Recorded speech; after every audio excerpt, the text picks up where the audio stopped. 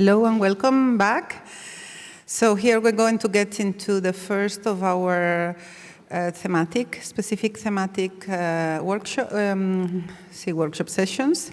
This is a lot of the fruit of the conclusions and the people that we are bringing today. We are participants of our working group on cities creating livelihoods.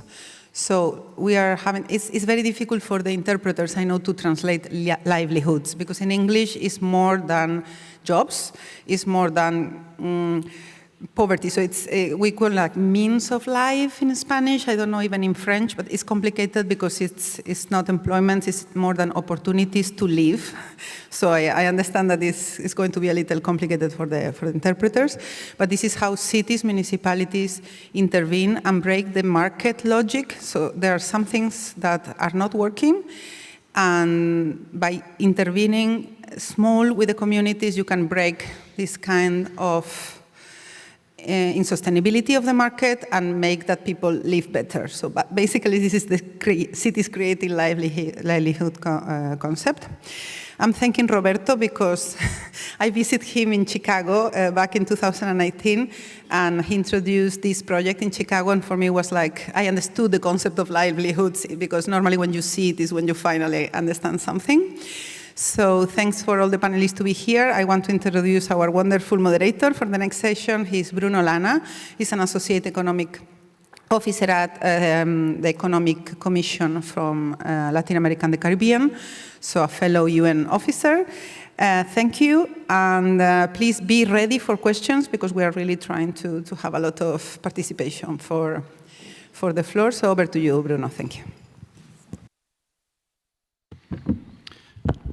Thank you very much, Diana. Thank you very much also for the invitation to participate in that wonderful event.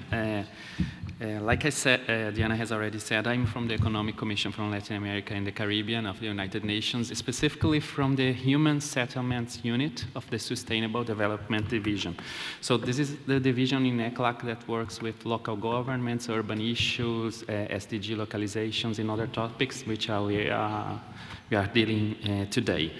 I was invited to participate in this working group of cities creating livelihoods, and it's a very interesting topic because it's not just how we translate in language, like as Diana mentioned just now, but also what do we mean with that? And it was a discussion in the beginning of our first sessions, because there is one issue that is of very interest for us on creation of jobs and how cities create better opportunities for people, but it goes beyond that, just jobs, but also how to make lives better. And I think the presentations we have today will get this topic with this ample visual that we are interested. So some of the questions that we are having here in this panel is the strategies that cities are creating to create decent and sustainable jobs, to address market inefficiencies and reduce poverty, how local governments are generating jobs considering the rising costs of life that we had in the recent years, and how to make salaries cope up with inflation. We have 3 people here in our panel. I will just briefly mention their profiles. The first one will be Roberto Requejo, Advisor, Equitable Transit-Oriented Development and Fellow, Center for Community Investment from Chicago, in the United States. Ashutosh Kulkarni, Municipal Commissioner of Rourkela, India. And Javier Garcia Morales, Head of the Office of Sport Activities at the Sports Management Department of the Provincial Council of Barcelona. So we will start with the presentation from Roberto Requejo. The floor is yours. Thank you. Thank you. Thank you, Bruno. Oh, yes. Good morning, everyone. Good afternoon. My name is Roberto Requejo. I'm an urban planner based in Chicago, specialized in connecting neighborhood development to public transportation in an equitable way. I'm a fellow also at the Center for Community Investment, and I was the founding director of the Elevated Chicago Coalition, where I served as a senior advisor. Currently, I'll tell you more about the coalition. I want to thank Diana and the SDG Local Solutions team, Catherine, Delilah, Melissa. This is a wonderful space. It's really well organized, and I know there's a lot of invisible work here, so I want to tell you thank you very much for the prep. Oh, thank you. Thank you for the prep and the wonderful preparation for this. Today, I'll walk you all through how Chicago approached the challenge of inequitable development using an underutilized asset in our community, our public transportation system, and using also a new tool called Equitable Transit-Oriented Development, or ETOD. First, I want to give you a bit of context about my city. We are a global city with a $32 billion city budget and a local government investment per resident of $12,000. And before you all get excited about this, let me tell you that building one apartment of affordable housing, just one affordable two-bedroom, costs $700,000 in Chicago. So those $12,000 in perspective are not that much. Our main challenge in our city is racial segregation. Many of you are familiar with Chicago.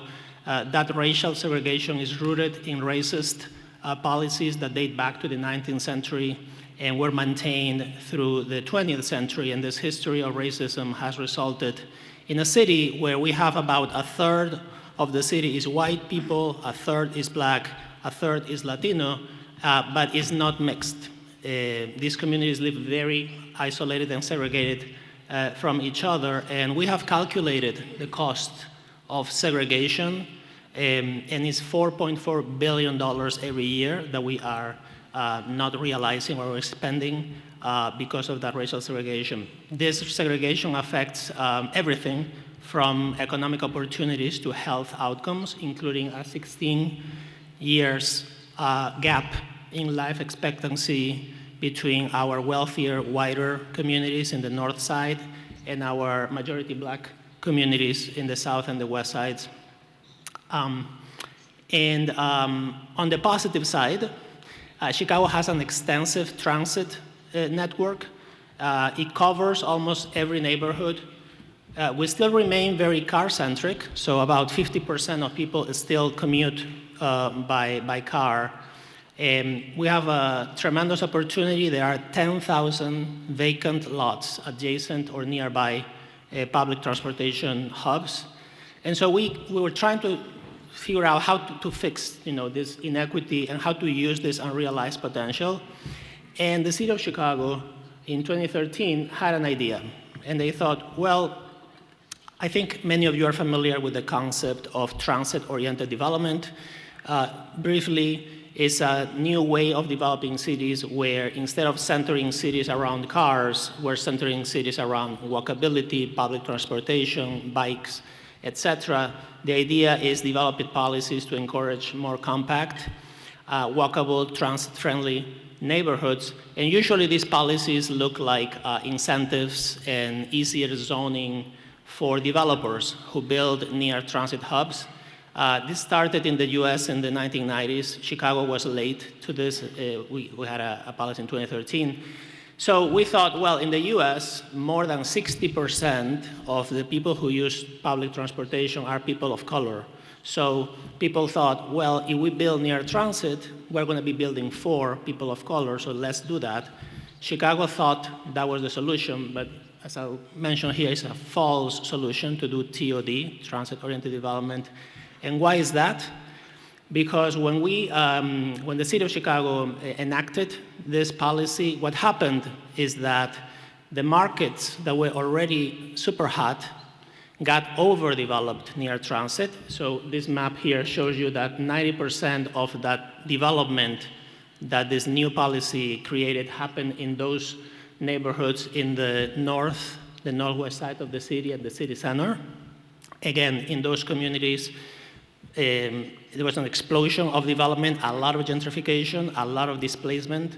And particularly the Latino community was displaced. In one of the neighborhoods where this arrow is, 25,000 Latino families, Latino residents were displaced in 20 years.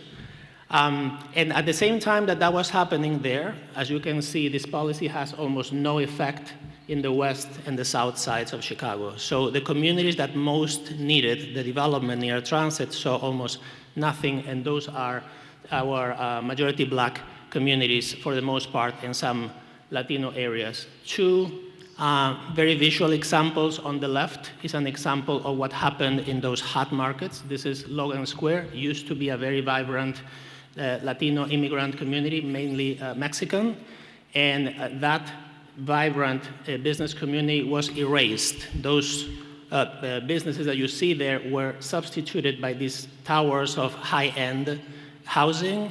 And not only is high-end housing, but those apartments are very small. They're one-bedrooms, they're studios, some of them two-bedrooms. They don't fit the needs of immigrant families. So a lot of conflict and a lot of harm done by TOD in that community. As this was happening in the north side, in the south side, our transit authority deploys and invests this fantastic transit station with hundreds of buses, 2 terminals and trains, and as you can see, it produced no development around it. So you see this fantastic station is surrounded by vacant lots, car-oriented uses, drive-thrus, chains of fast food, and things like that. So in 2017, we created a coalition. The coalition is called Elevated Chicago. I was the founding director for it, and our mission was to redefine TOD and solve, rather than exacerbate, the disparities in our city. The coalition included the city of Chicago, philanthropy, 2 financial institutions, 2 think tanks, artists, and a very diverse group of neighborhood-based organizations, community-based associations, based in the communities most affected by gentrification and disinvestment. And together, we developed this model that we call Equitable Transit-Oriented Development, or ETOD. And for us, it was much more than just building near transit. It was about centering equity and ensuring that new developments served the people who had been traditionally excluded from the decision-making tables of development.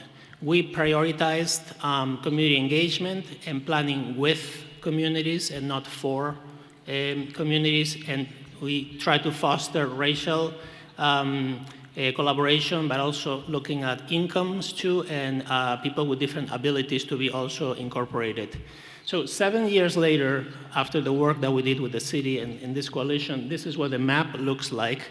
And as you can see, it's very different. We have now 60 sites that are equitable transit-oriented development, and this is community-led development that looks like affordable homes, looks like health clinics, local businesses, all of them surrounded by walkability improvements, public art, green infrastructure, co-designed by the community that lives in that area. So each dot that you see there is near a transit hub and reflects the needs and the demands of that. 2 examples. In Logan Square, the community that I showed before, this is a 100-unit affordable housing building. It includes units with 3, 4 bedrooms. Some of them are townhomes. The people who live there only have to pay 30% of their income, whatever that income is. If you make $0, you pay 30% of 0, which is nothing. And it's going to be surrounded by a Latin American-inspired plaza designed by the residents of the community. And on the bottom slide is another example, which is what happened in the south side. These were 2 vacant lots that are now going to be mixed income housing for all kinds of incomes, different types of families, and including also retail space for small businesses. The benefits for creating livelihoods and just starting to have the conversation that Diana wants to have about how we define livelihoods are very clear here. I didn't bring all the data, but I don't want to bore you with it. But just to give you some of the numbers here, families who live near transit in America can save up to $10,000 a year. So imagine what that looks like for a family making $30,000 a year. Emissions, right? Another big indicator, 78% reductions in household emissions when you live near transit. And these developments are creating a lot of jobs. You know, there's a lot of people designing, building these things, engineering them, and then managing also these developments, and also patronizing these developments as residents and as customers. And additionally, residents have access to 24% to 50% more jobs when they are located near transit. So, so what are the lessons learned here? How did we move from TOD to ETOD? We use a capital absorption framework. This is a framework developed by the Center for Community Investment, and focuses on 3 key elements that have to be present every time that you're trying to invest in communities. You have to think about these 3 things. If you want to be efficient, if you want to be effective, and if you want to be equitable. Number 1 element, shared priorities, right? The original policy, the 2013 policy, was shaped by a very limited amount of people: city staff, think tanks, and developers. That was it. We changed that by creating a diverse coalition involving over 70 organizations and hundreds of residents, and developing an ETOD policy plan altogether, 36 shared recommendations. And then we agreed that public investment should follow those 4 criteria: feasibility, equity, alignment with the policy that we had all agreed upon, and transit orientation. Second element, very important in these efforts, we need to have a pipeline. And what I mean by that is that in 2013, that map that I showed you that was concentrated, all of those developments that were triggered were one-offs. They were not coordinated. These were private developers competing with each other. There was not a unifying concept or theory of anything around it. Through Elevated Chicago, we organized a cohesive pipeline of 60+ developments. They are in batches of different types. So there is housing, there is commercial, there is community facilities. We also organize them by stage of development. Some of them are in visioning stage, pre-development. Some of them are in development. Some of them are completed and in post-development. And also we pay attention to location, which is so important in a segregated city. And as you can see, again, the map shows you that how we looked at different geographic areas to make sure that we cover the whole city. Additionally, these 60 sites are supported by a joint agenda, and they have access to capital, to financing, to free technical assistance, and to other resources as ETODs. And the third element is enabling environment. The 2013 ordinance was created in an environment where the only city department engaged really was the Department of Planning. And that was the end of it. We brought together the mayor's office, 4 key departments: planning, transportation, housing, and public health, and the Chicago Transit Authority. And I have to say, philanthropy played a huge role by providing us with the flexible fund that we needed to support our coalition and our work, and to give grants also then to different developers. And so through this comprehensive approach, we transform a limited policy into a very robust citywide movement now, with thousands of residents engaged towards inclusive development. Finally, just to give you some examples, I could show you a lot of photos and renderings of beautiful buildings and ETODs, like the one in this slide, which houses low and moderate income people in the building. And then on the first floor, there's a historically Black restaurant in Chicago called Daly's, one of the oldest in the city. But I'm not going to do that. I want to leave you with the pictures of the people, not of the buildings, because these are the people who made ETOD happen. These are photos of the developers that committed to create those developments, receiving grants from the city in a ceremony by the city of Chicago. It's a picture of one of the developers with community residents doing community engagement on the very corner where the development was going to happen, and persuading people about why they had to support that. This is the opening of a legal aid and mental health services center for immigrant families in one of our Latino neighborhoods adjacent to Transit 2. And finally, there is a group of technical assistance providers. These are lawyers, architects, communications experts, and all of them are ready to take a call from the developer and help them with free services. So this is our proposal to create and improve livelihoods in Chicago. It's happening also in other cities around the US, and I'm happy to answer any questions and would love also to hear from your experiences with transit and development in your communities. Thank you.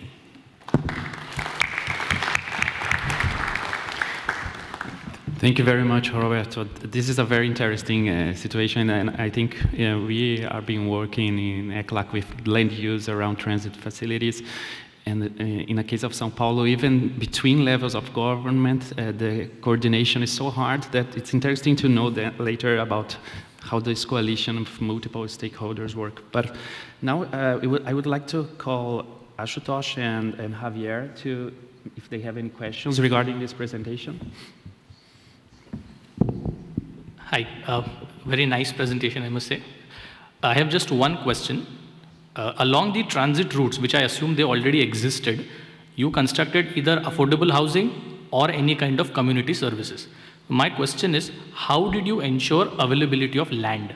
Because I assume that not all these lands must have been vacant, because if the transit route exists, naturally the habitation also exists. So how did you ensure availability of land? Because primarily if you go to the Asian countries, we are already so congested that to get land, firstly constructing that transit route itself is a challenge because you have to move away people.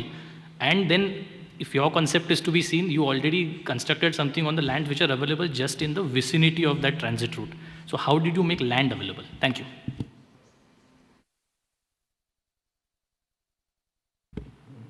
Great question. I have a sad answer and a happy answer. And I want to start with the sad one, so we end on a high note. The sad answer is that as opposed to other global cities in the world, like the ones you mentioned, a lot of our transportation system hubs, and Diana was there with a group when she came, are surrounded by vacant land. And it's been vacant for so long and is so dilapidated that it's now city-owned land that nobody wants. So I know it's difficult to process that, but the sad reality is that we have plenty of land to that. At the same time, that is an opportunity too, right? Which is what we are using to make ETOD available.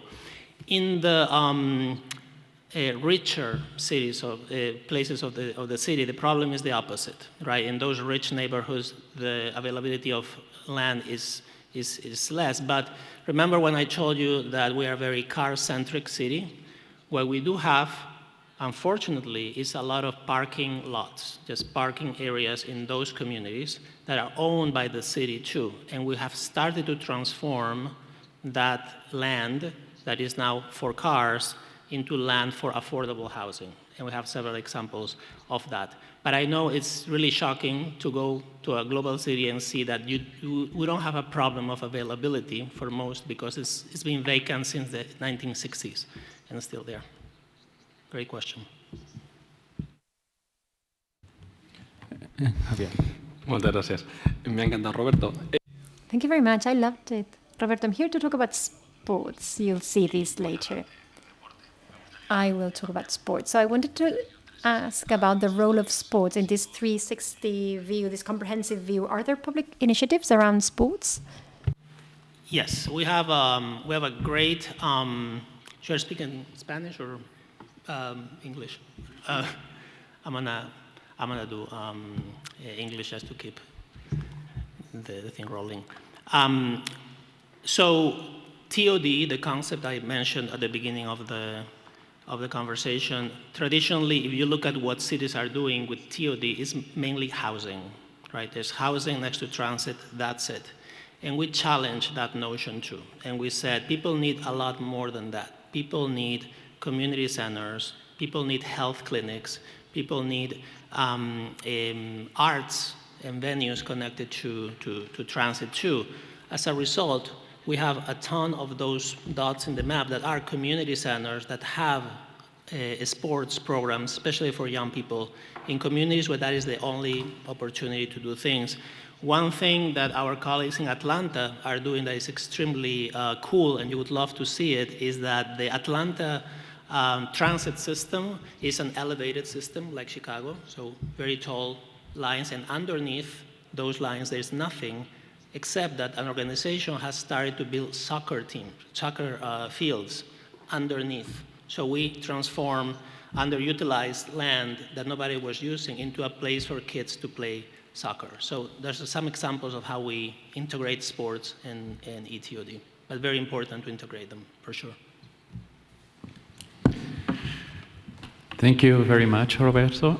Now I leave the floor to Ashutosh Kulkarni for your presentation, and then we can later discuss more of this.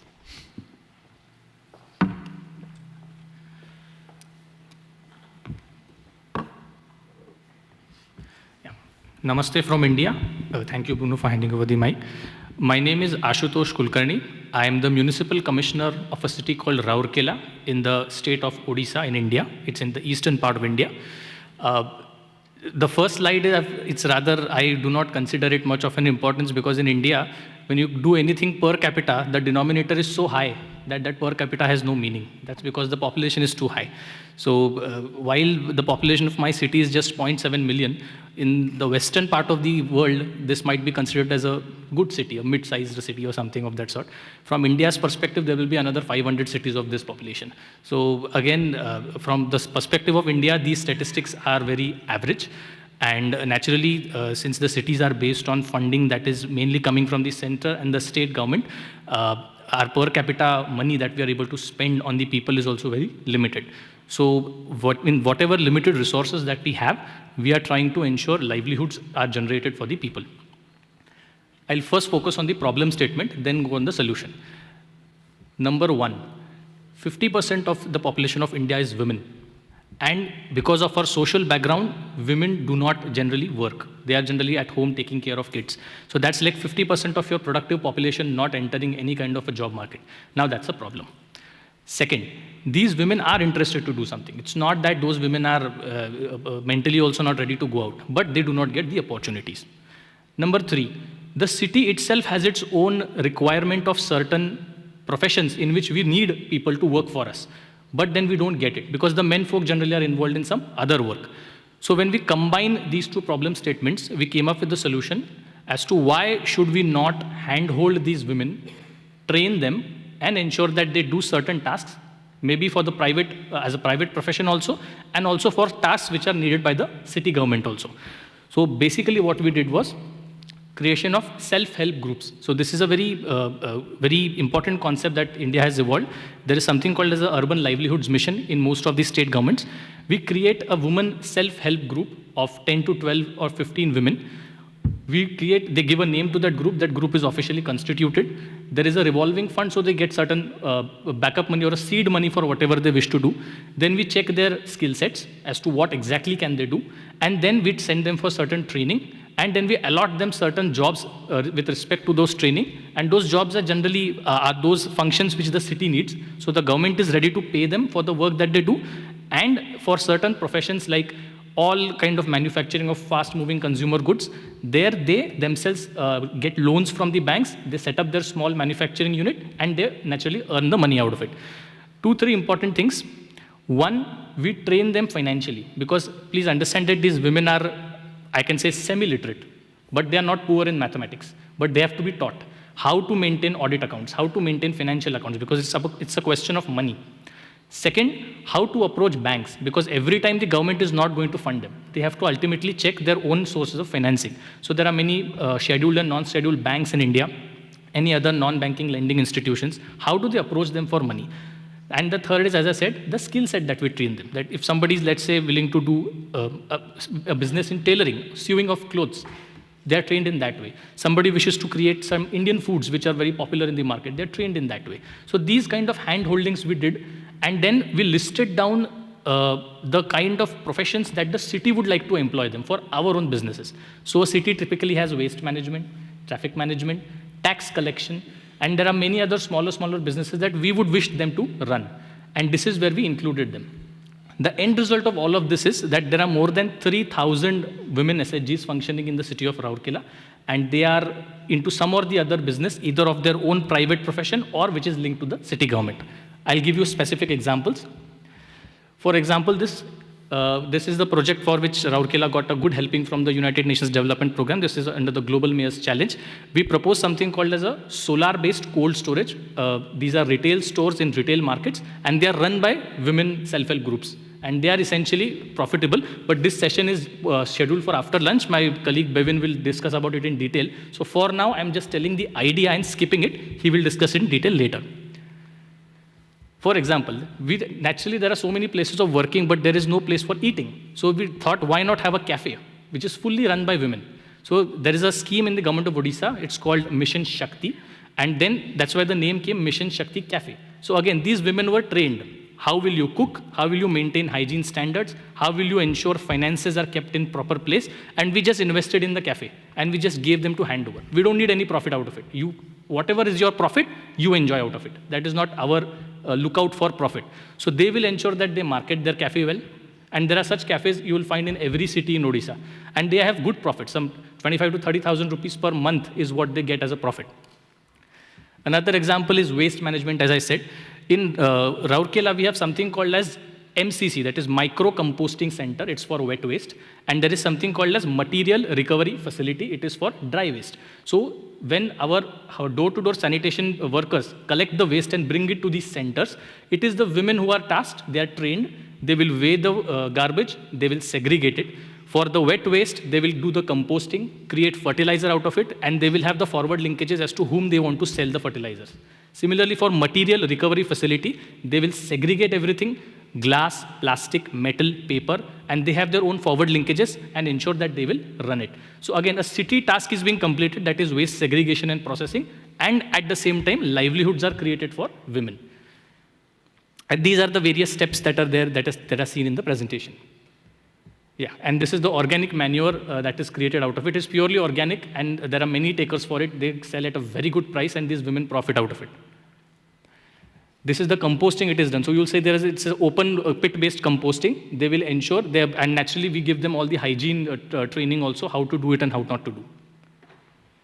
Yeah. Then I said the private ones, anybody who does not wish to get aligned with the government directly but wish to have his own business. So there are some processing units. So for example, we have something called as a Ahar kitchen. So what happens is, there are many schools and other places which require fooding for the children during the day. So there are ladies who are tasked with this kind of work, that they will do all kinds of vegetables and other food items daily, on a daily basis, and they will give it to them.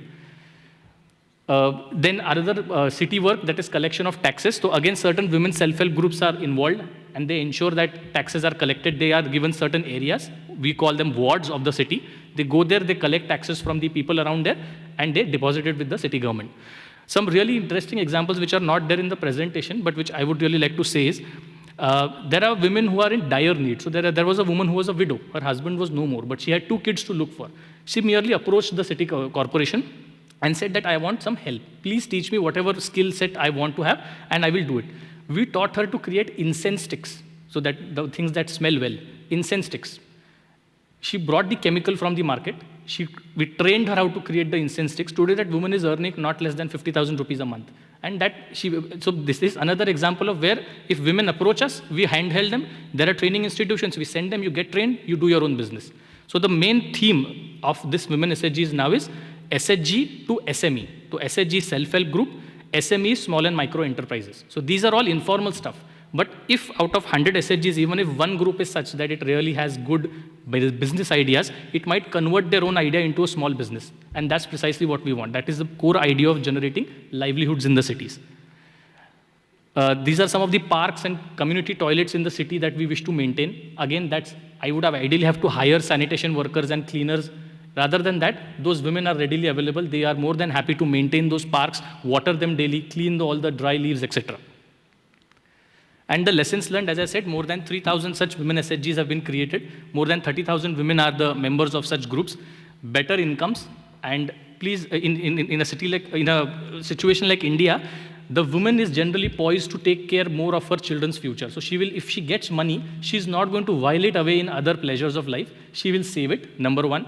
Number two, she will give it as a fee of her children's schooling. She will save it for medical expenses and all the other unforeseen expenses. So when the women get the money, they will ensure that she plans for the entire family and not like the man generally where he only plans for himself.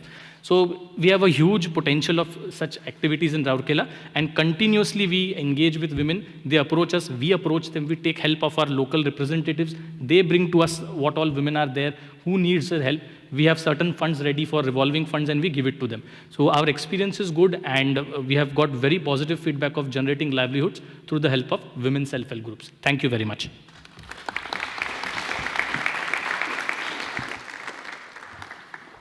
Thank you very much, Ashutosh. This is a very interesting examples, no, of identifying concrete needs and generating income, and the impact is super, like 30,000 women in a city of 700,000. This is very significant. So first, I would like to ask Roberto and Javier if you have any questions for Ashutosh. Yes, fascinating. Congratulations. This is a huge project. As you were presenting, I was thinking a couple things. One, I know you all are training and providing women with tools and literacy, etc. But I also know many of those women have additional responsibilities to take care of their older folks in the family, the younger folks in the family. They do a lot of things. And so my question is, one, what kind of supports are available for those women who are at work and need help with daycare, with elderly care, with many other issues? And two, what has been the response and the support on the part of the men? Thank you. These are very pertinent questions. Number one, while women have people to take care in their homes, the moment they have at least 5 to 6 hours of engagement outside their homes, the people in the family adjust. That is what our general experience is. So at first, the women are very hesitant. So for example, when we went to a particular area and we wanted to create a women's self-help group, we called the woman, okay, this is a common place, please come here, we want to just talk to you. We'll just tell you what we want to do. The woman will make 10 excuses. No, I have a kid at home, and I have to prepare lunch. I have elderly in-laws, I have to take care of them. So first they will come with hesitancy. Then you give them training. Then they start working. The change in their confidence is astounding. So the moment they start working, and when we ask them, okay, what about your child now? What about your in-laws? Nothing doing. Well, adjust, don't worry. So that is the response that we get. So generally the family adjusts. That is our experience. Then the support from the man. In most cases, the men have no objection, because as it is, if it's an extra income in the family, they will like, okay, no problem. And as I said, generally the child goes to school. There are other institutions in the city, we call them Anganwadis. Basically, it is for children between 3 to 6 years of age. There are separate government Anganwadi workers who take care of those children during the day. There is a preschool learning, everything that is given, nutritious food is given. So there is that option also to leave the children at that places.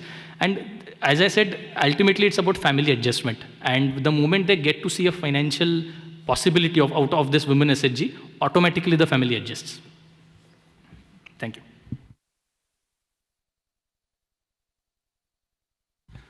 Me ha encantado. I loved the presentation. It's been amazing. Thank you very much. This is my headline. I loved your presentation. I'm going to be asking you about sports. I know you knew it. Is there any sports-related program in the context of these self-help groups? Because one of the problems we experience is that women do less sports than men. I don't know if it's the case also. And oftentimes, if we empower women in sports, they can spread the word and bring other girls and women to do more sports. Thank you for the question. Actually, Rourkela is it's a sports city by its own definition, because we hosted the Hockey World Cup, International World Cup in 2023. We have very substantial sporting infrastructure in the city. So we have 3 hockey stadiums. We have one big football stadium, athletics stadium, Olympic level, swimming pools and everything. And with the question of how do we involve women in all of this, so we have something called as high performance centers in the city. So these centers go to schools and colleges where young men as well as women are there. They test them, they see the potential, and they pick up young girls and boys. We have specific hostels for the girls. There is a per day subsidy that the government gives for their fooding and other requirement. And there are women who are picked up as sporting players. So in recent times, there are 2-3 players who have, women players who have got accolades in international games. They are from Rourkela and they were trained in these centers. So not necessarily from generation of livelihoods, but there are other means that the government is doing to ensure that these women get trained if they are interested in sports. Thank you. Thank you very much. So before going to the last presentation, we have about 10 to 15 minutes to questions from the public regarding those two presentations we already have. So, thank you, Salvador. Muchas gracias. Thank you. My name is Salvador and I'm from Mexico, DF. I would like to say that both what I've heard in Chicago's and Roquela's presentation, well, the programs you have listed and the challenges you've listed are similar to the ones we experience in Mexico. The pandemic, the COVID-19 pandemic, meant the arrival of a lot of digital nomads to the city, which has turned into gentrification. And now, of course, we have this challenge on how to mitigate gentrification, which is becoming a problem, to be honest, in Mexico as a result of the arrival of masses of digital nomads. And many of the projects we are launching are related to the ones listed by India. My specific question to you would be, how have you managed to integrate, or what incentives have you promoted to engage those who oftentimes are not in the decision-making system, right? How do you include the voices of those in the fringes so that they are not spelled away as a result of gentrification? Thank you. Just to comment before answering, we will take the 3 questions and then we will make the panelists answer, okay? Hi, my question is to Ashutosh. I think the presentation was very enlightening. I just want to know, how did you prepare the community? Because when you tell the story, it sounds easy, but I know that putting the women playing a more pivotal role in generating income for the family is a huge step for an Indian municipality like what you shared. But is there anything specific that you did for the community to finally accept that? Or was it as easy as you presented it? Thank you.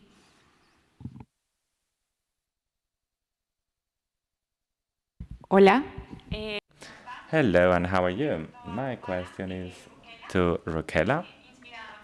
Thank you very much for this very inspiring project. My question would be, the women hired by you, do they have a long-term contract?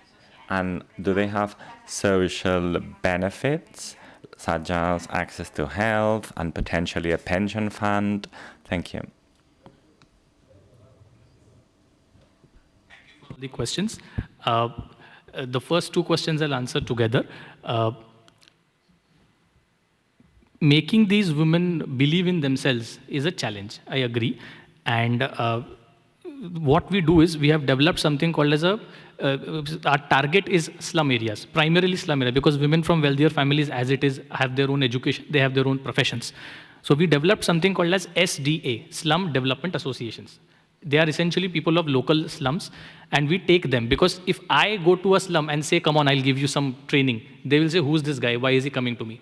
But if their own community comes to them and tells them, yes, they are from the government, they wish to help you out, then definitely that is a big convincing factor. And as I was telling, when we first call them, they are always hesitant, because naturally it's a new event for them. They don't know whether whatever is happening, whether they will really get money or their money would be lost. Will they suffer more losses? So such questions are there. You have to be very patient with them. You have to convince them. And what happens is, this is an early process. This started sometime about 10 years ago. But then the moment you have successful examples, we pick up those successful women self-help groups and again present it to the other women around. Okay, see, if they can succeed, why not you? And that is the way we convince them. I agree it's not so easy. It's a little tough process, but it is like I call it geometric progression. So for the first few steps, it is very hard. The moment it starts multiplying, then there's a multiplier effect that kicks in. So we are currently in that multiplier effect stage. So for now, things are quite stabilized. As far as the gentrification that you were talking about, see, most of these areas, see, land ownership in India is totally different.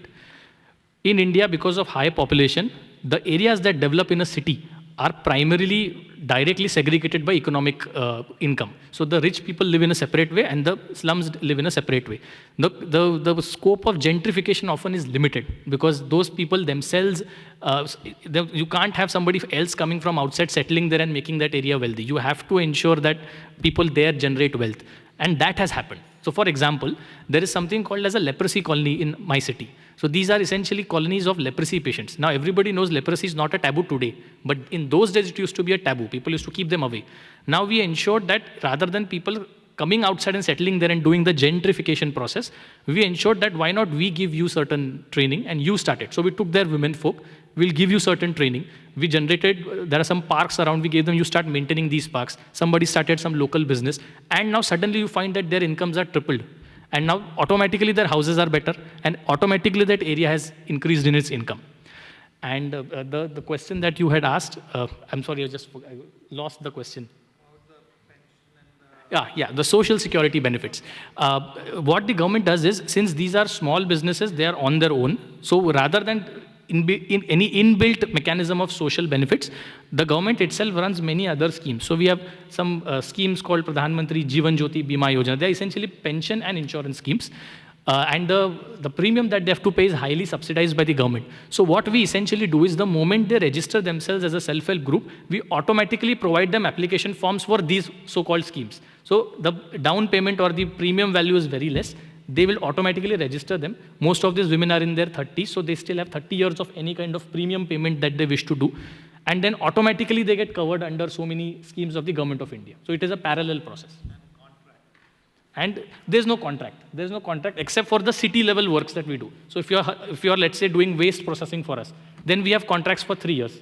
And then the terms and conditions are built such that if you work properly and the feedback is good, it may be extended further.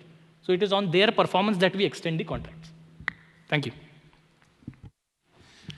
I wanted to address the question that Salvador posed about how to engage people who have been traditionally excluded from decision making.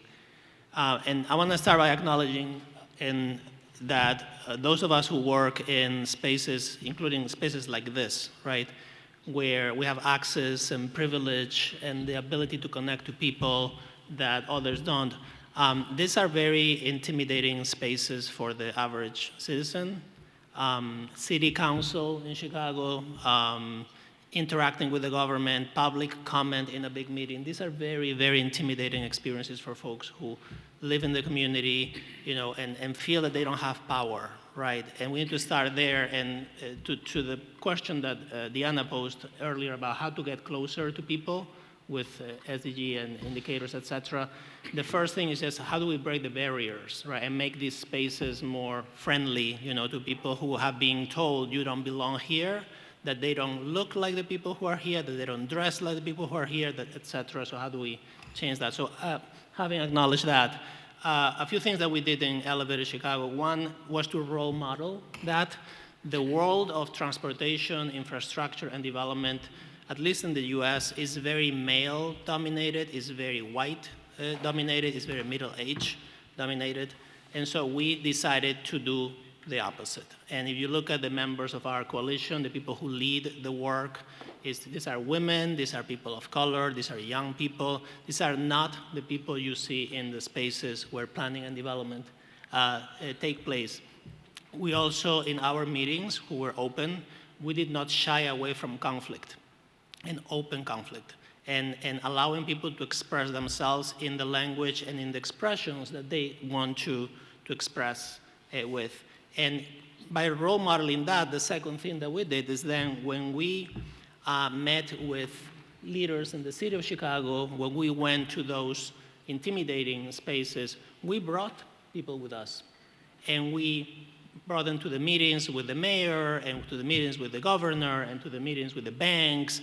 And we brought not just one person, we brought a set of people from the coalition. So they knew already, oh, the Elevated Chicago people are coming because we're gonna need like 5 or 6 chairs in this meeting, not just one. And finally, the final step was to make the people with power uncomfortable. Have them feel the same intimidation that folks feel, just so that they would realize, you know. And so we took mayor staff, city departments, politicians, bank leaders into the communities. You know, usually people don't visit much the community. We did bring them with us, and we sat them in meetings where they were the one that didn't look like the rest of the people. And that and we did it in an inclusive way. You know, it was not about shaming anybody. It was just to expose you to a whole different reality. And as a result, we created spaces that are now blended, that people bring their own selves to the meeting, that everybody brings their own communication style. If I am a direct communicator and I tell you, Salvador, I don't like what you just said, I can say like that.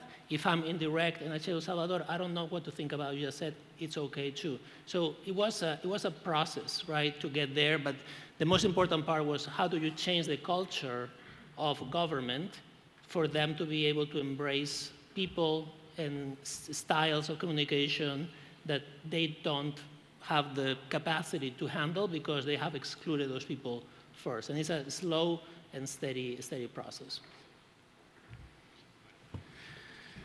Thank you very much, Roberto and Astos, for this part, which is very interesting. I know there are many questions we would like to ask, but to continue with the panel and have time for everyone, I call the floor to Javier. Thank you. Thank you very much. Allow me to say that I'm here I have three purposes. I want to share news, I want to pose a challenge, and I want to give you an example, a specific example. First of all, thank you very much to the UNDP and to the amazing international affairs team of the Barcelona province. Thanks for allowing us to put sports at the center and to include the sports within the SDGs. The good news is that more and more public administrations believe sports are a tool for change. Samboy, Argentina, Chicago, and India have raised the topic of sports when they were dealing with their transformation journey. The thing is, we need to be more. I believe that many of you include sports in your municipal portfolio of services, and I believe today you embrace it as a tool, a real tool for transformation. I am here to talk about a project entitled Active Youth, Active Society. Because, you know, we are committed with the sports, we're committed with social change. We have a problem, we have a major problem actually, which is that boys, girls at a certain age, they abandon sports. And even more so in the case of women, they drop any sports interest. If you include to that social vulnerabilities, this goes exponential, and this is a real problem in our everyday life. So sports is a right. And it's not me who says so. Sports is a human right. So, and as such, we need to ensure it, to grant it. Because at the end of the day, youth are the future of tomorrow.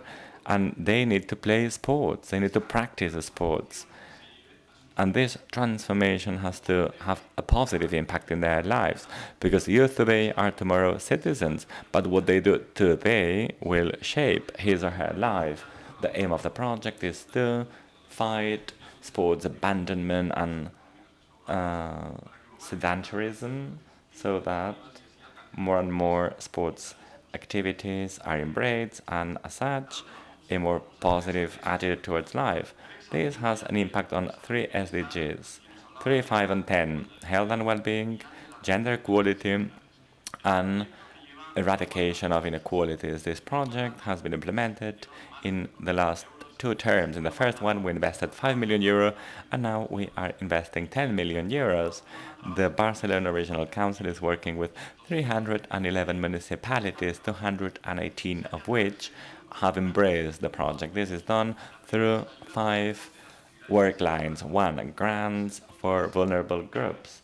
So grants, financial support, so that not having the financial resources is not the excuse to abandon sports. And then we promote sports program for boys and girls in their hometowns. Local entities, city councils are leading the pathway, and they need to ensure sports practice. Many city councils put a lot of effort in sports promotion. In this work line, we offer technical support and financial support to sports promotion units. Then we have hired sports coaches in the regions. I will tell you more about this later, but this is the most specific feature of the project. The fourth pillar has to do with support to non-profit entities promoting sports as a means for social integration. Barça Activa has a project which is being implemented. My apologies because I keep mixing Catalan and Spanish. I'm a mess. And our project is being implemented in the provinces, in the municipalities in the province, sorry. Last, knowledge transfer and dissemination. There is a website where you have very rich information on the topic. Now, this project on sports educators or coaches, the third of the five pillars. So in 218 municipalities with more than 20,000 inhabitants are participating in the project. We have an indicator of social vulnerability, which is measured with different KPIs, and this KPI has to be below 100. I'm not going to insist on that. What I mean by that is that we put the focus on the poorest areas. Now, we hire sports coaches in the field. They are experts. They hold a BA in sports, and they talk with the youth, and they ask them, what do you need? What sports would you like to practice? Why is it you are not practicing sports? And why have you abandoned this very important part of your life? And so many other things, right? Because if you do not play sports, perhaps you're not studying, or you're having troublesome practices, such as drug consumption, smoking, etc. Then there is another. We also hire social coaches who develop bonds with the youth in the municipality and work for channeling the circumstances of these youth people. And then there is this bridge. It is very important to build a bridge between citizens and the portfolio of services, because the resources are there oftentimes. Sports coaches last year reached more than 18,000 participants out of the 5.2 million every year. I did my math because I've been asked to bring statistics. We have here 133 euros per participant. This is not a lot, but the social benefit out of the return on investment is really high. What do boys and girls say? 8.4% of them, they rank us with an 8.4 out of 10. So the satisfaction level is very high. Of course, there's room for improvement, but the satisfaction level of the participants of the project is high. One last figure, 33% of participants join training pathways. This means that these youth who had abandoned school have been brought back into education thanks to the project, thanks to a more healthy lifestyle, and thanks to working hands-on with them. I would like to say something quite basic, I know it, but let me still go for it. I am sure in your municipalities, in your countries, you have areas of high social complexity. We know that there are difficult areas. Just drop a ball or put a basket, or plant a basket or a hoop or cricket materials, or hire a coach who will speak with them intentionally. Positive outcomes will flourish and things will change in this difficult neighborhood or marginalized area. This is my proposal. Use sports, leverage on sports as a means, as a tool, as whatever you like, But at the end of the day, it's all about attaining the SDGs, right? To the extent of your possibilities, humble projects, super ambitious ones, sports are a tool.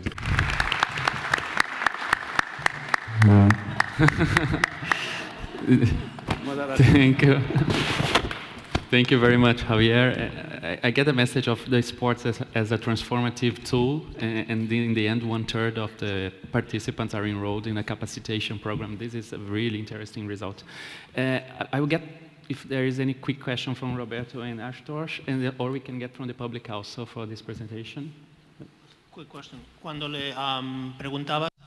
When you ask the kids who drop sports when they get older, what's the main reason? What are the reasons why people stop practicing sports, and how do you re-engage them? Thank you.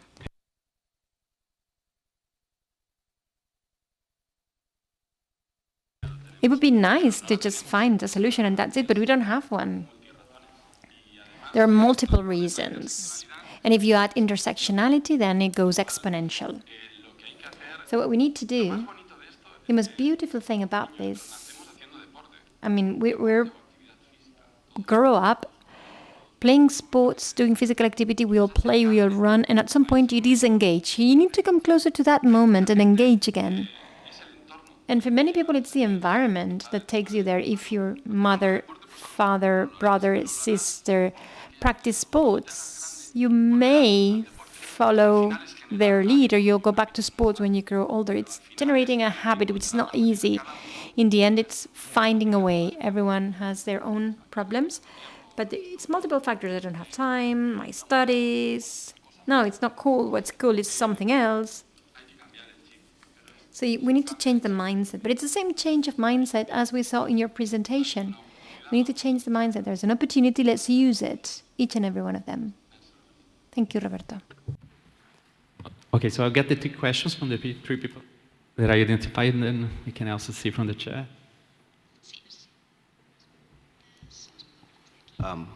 Good afternoon, everyone. Thanks for this amazing presentation.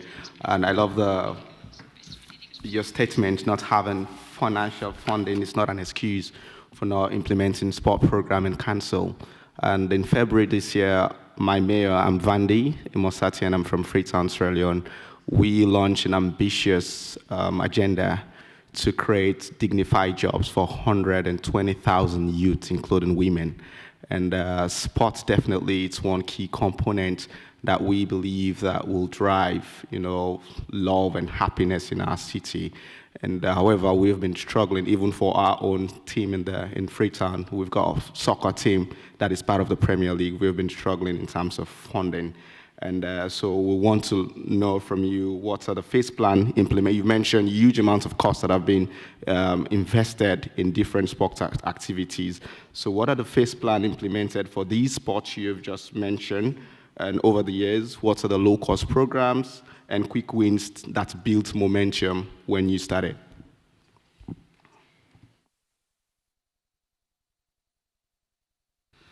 Hi.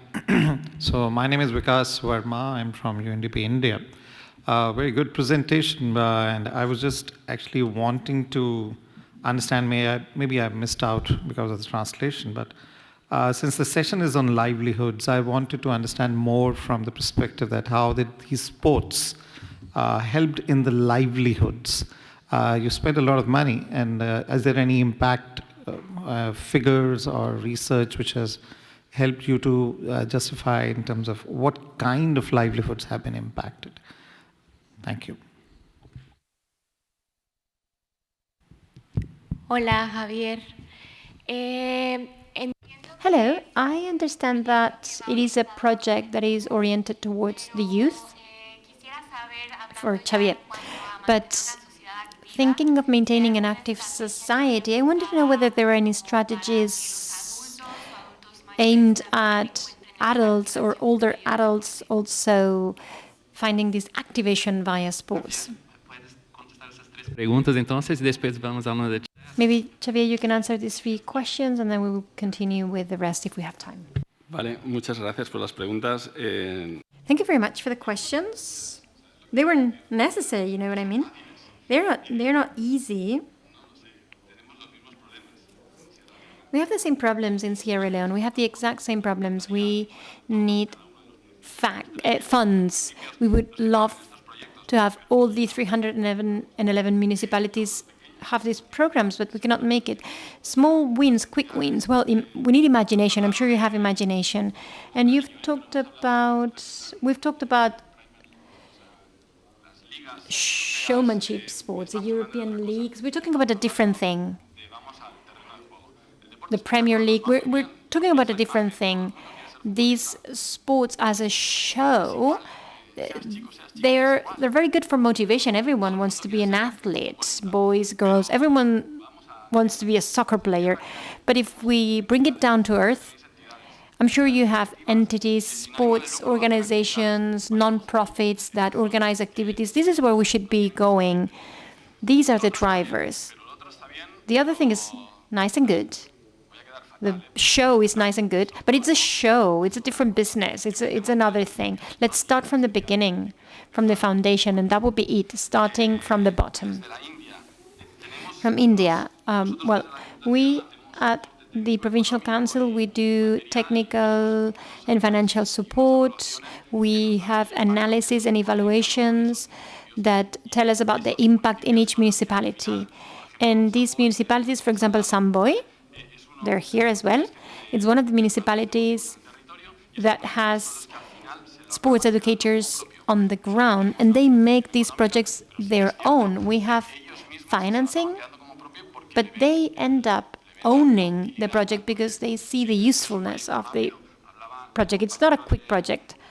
The colleague from India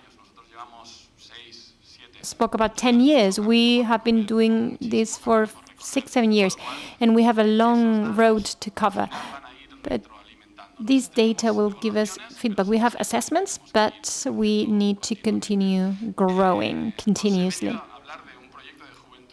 I came here to talk about a youth project because, well, it came up, we talked, but inside we have many more projects in the Provincial Council. We have many more projects. We have the cycle of walks, a circuit of walks, Nordic walking,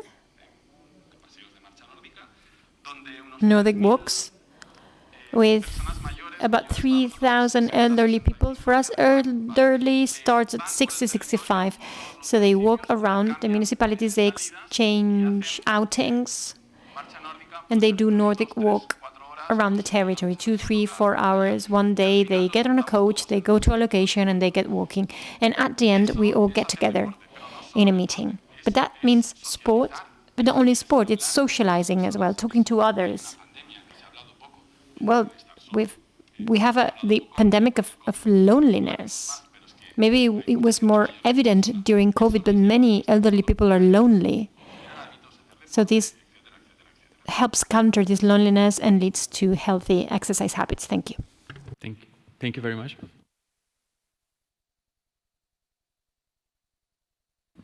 Yeah, please, your question, then the chat, and then we can...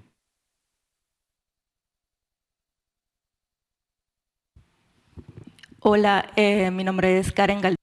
Hello, I'm Karen Galdame. I'm here from Guatemala. I'm very grateful for the invitation.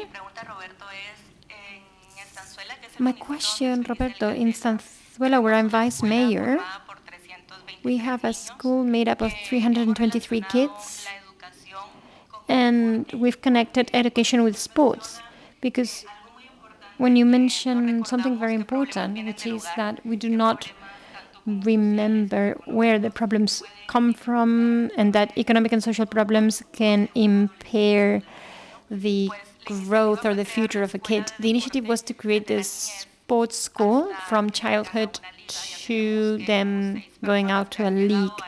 And we have 5-6 people who've made it to the National League. We've never made it to the World Cup, but kids from our municipality have participated in the National League.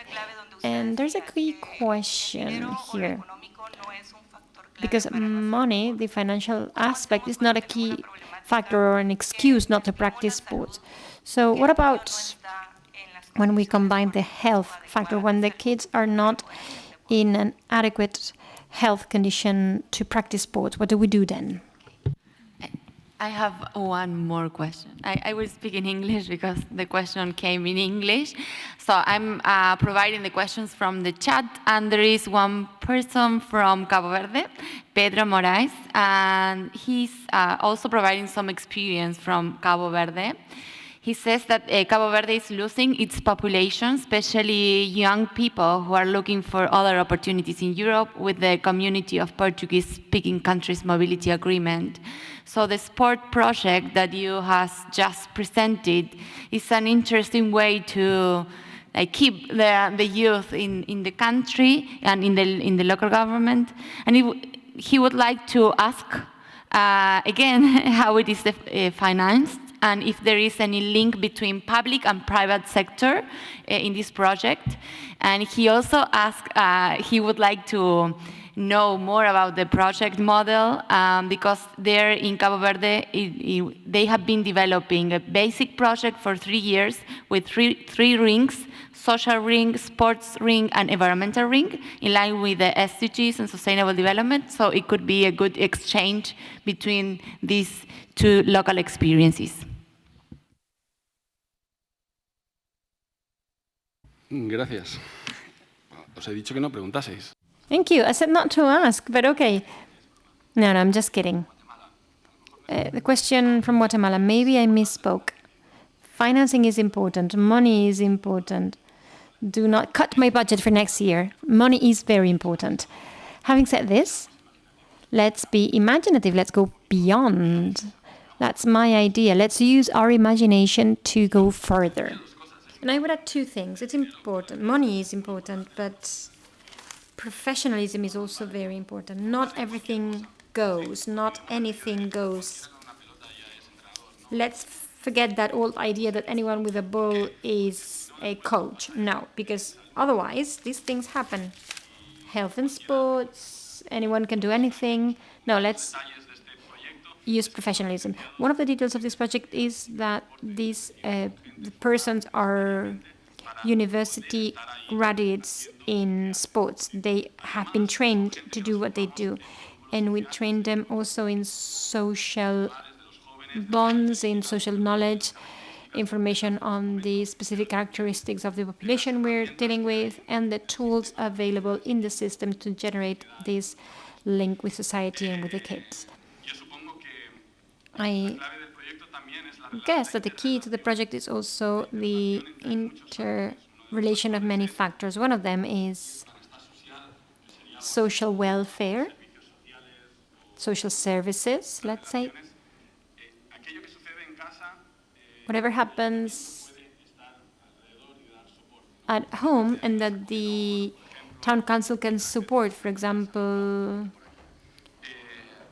lunch grants and similar tools. This project aims at finding all of these tools and all of these synergies so that we can place the boy or the girl at the center. Just like our colleague from India placed women at the center, we place that boy or girl who is not practicing sports at the center to end up having them enjoy their future life more as well as their present life.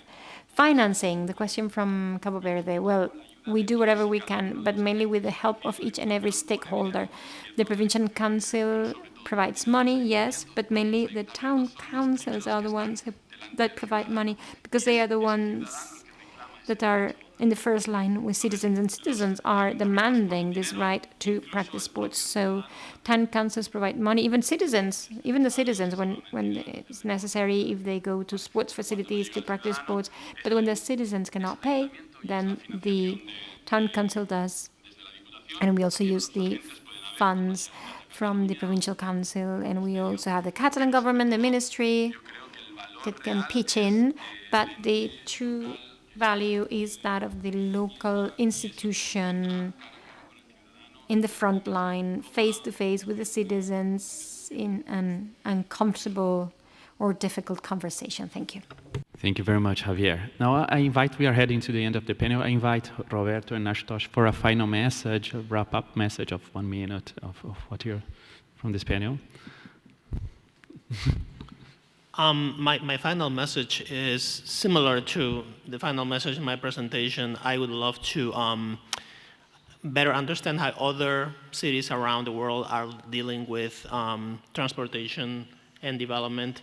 And in part because I'm seeing in the global arena, I'm seeing similar dynamics as the dynamics that I showed happen in Chicago the first time that we tried to build near transit. TOD, transit-oriented development, is now fashionable. I see countries around the world that want to do it, and they have big conferences, but it's mainly driven by private development wanting to make a ton of money around transportation infrastructure with very little interest in social development and equity. So really interested again in connecting to you all, and you are dealing with these issues in your respective cities. I would love to connect and strategize together so you don't have to go through the painful displacements that took place in some cities in the US.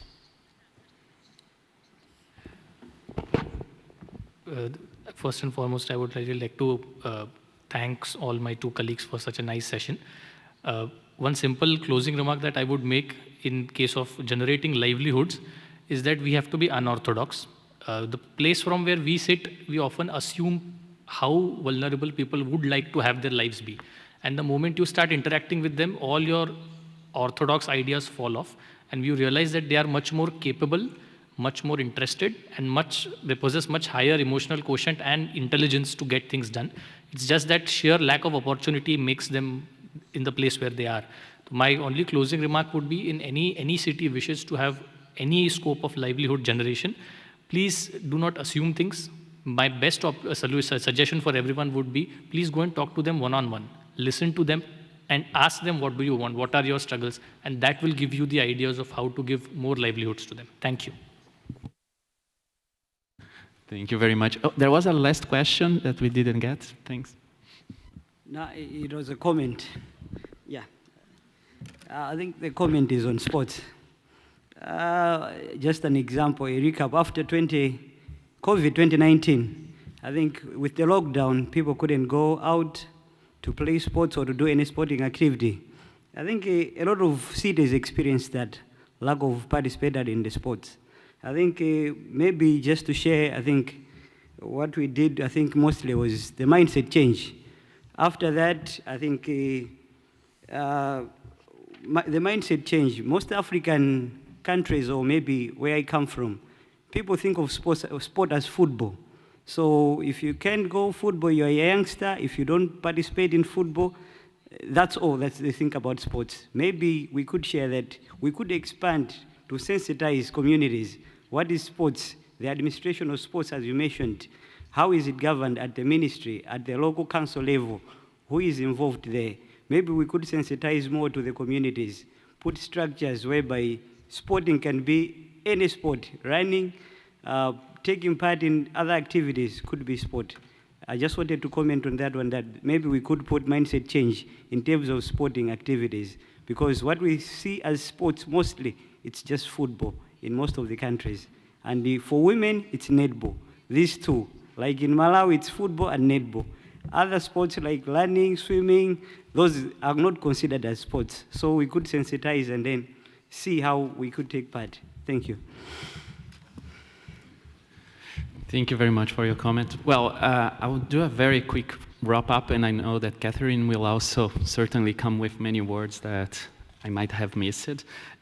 So instead of just scrolling down on things that I have written down, because many interesting things have arisen, I think this panel was very interesting because it had very different projects with very different resources, availabilities, and it's a challenge for everyone. The challenges are different, but it's not easy for anyone, and it's very interesting and good to see things that get good results.